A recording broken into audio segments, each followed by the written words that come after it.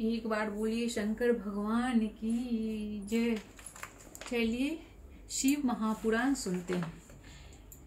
ब्रह्मा जी ने कहा, हे नारद, जब यह समाचार दीक्षित को पुत्र को की मिला तो वह गृह त्याग कर कहीं दूर जाकर अपने भविष्य की चिंता करने लगा।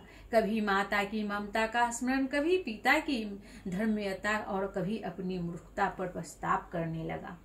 निदान भूखे प्यासे पीड़ित संध्या का समय एक शिव मंदिर के पास जाकर बैठ गया। वह शिवरात्रि के व्रत में शिव जी की पूजा हेतु सब परिवार समस्त सामग्री से युक्त होकर आया।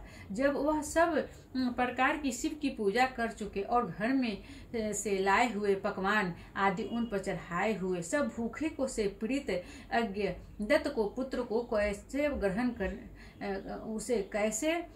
ग्रहण करें, इसके लिए वह मंदिर की आड़ में छिप कर सब देखता रहा। जब वह लोग पकवान नादी चढ़ाकर किचिंग भी विश्राम करने लगे तो उनको आंखों में झपकी आते आते यज्ञ दत्त का पुत्र धीरे से उठ कर मंदिर में प्रवेश कर गया और जो कुछ भोग चढ़ा था सब लेकर चपट हो गया।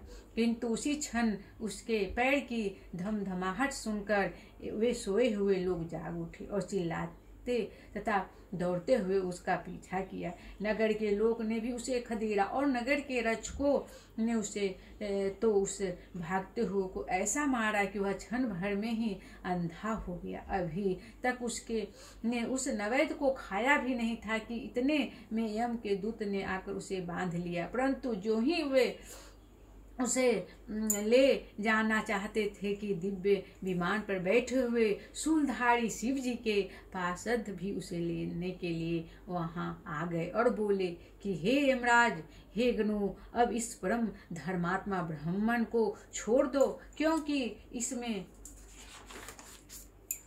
कोई पाप दोष नहीं रहा। यम को दूत ने शिव जी के पार्षदों को नमस्कार कर कहा, नहीं, आप नहीं जानते, ये बड़ा पापी और अपने अधर्म कर्म से नष्ट, कुल में आचार से हीन और अपने पिता का बड़ा शत्रु है। यह देखो, इसने शिव जी का निर्माल्य की भी चुराया है। शिव निर्माल्य के भक्षक और उल्लंघन करने वाले को तो छूने से भी पाप लगता है, परंतु धर्म में जैसी जानकारी आप सबको है वैसी हम सबको नहीं है। अतएव यदि इसमें कुछ धर्म का लेश हो तो हमें भी सुनाइए। तब शिव जी के किन्नर उन पार्षदों ने कहा कि हे यमदूत, इस यज्ञ दत्त के पुत्र ने जहाँ बहुत से पाप किए हैं वहीं इनमें पाप रहित धर्म भी किए हैं। जैसे लिंग के सिर पर गिरी हुई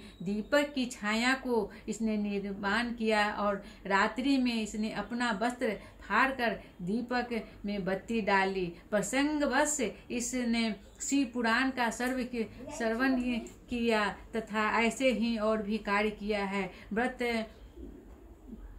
व्रत रहकर इसने शिव जी को पूजा का दर्शन किया, स्थिर चित्त से द्वार पर बैठा रहा। इस कारण यह अभी हमारे साथ शिवलोक को जाएगा और कुछ दिनों तक वहाँ रहेगा। फिर पाप रहित होकर यह लिंग देश का राजा होगा, क्योंकि यह ब्राह्मण श्रेष्ठ निश्चय ही शिव का प्रिय है। तुम लोग प्रसन्न हो, अपने लोक को जाओ। ब्रह्मा जी कहते हैं कि यह सुनकर यम को दूत वहां से आए थे वहीं अपने लोक में चले गए। सब समाचार यम देव से कहा। यमराज ने भी हर्ष से उनकी बात स्वीकार की। फिर तो उन यमदूत से छुड़ाया गया वह ब्राह्मण शिवगणों द्वारा शिवलोक को गया और वहां शिव पार्वती की सेवा में से लौटकर कलिंग देश का राजा हुआ। वह का नाम अरिदम पड़ा। उसने अपने राज में शिव भक्ति का इच्छा प्रचार और प्रसार किया और शिव मंदिर में रत्नों के दीपक जलाते रहने से वह अलग आपत्ति हुई। शिव जी की थोड़ी भी सेवा बहुत फलदायक हुए। यज्ञदत्त ने पुत्र गुण निधि का यह चरित्र जो सुनेगा उसकी सब कामनाएं पूर्ण होगी और उसे बड़ा संतोष प्राप्त होगा।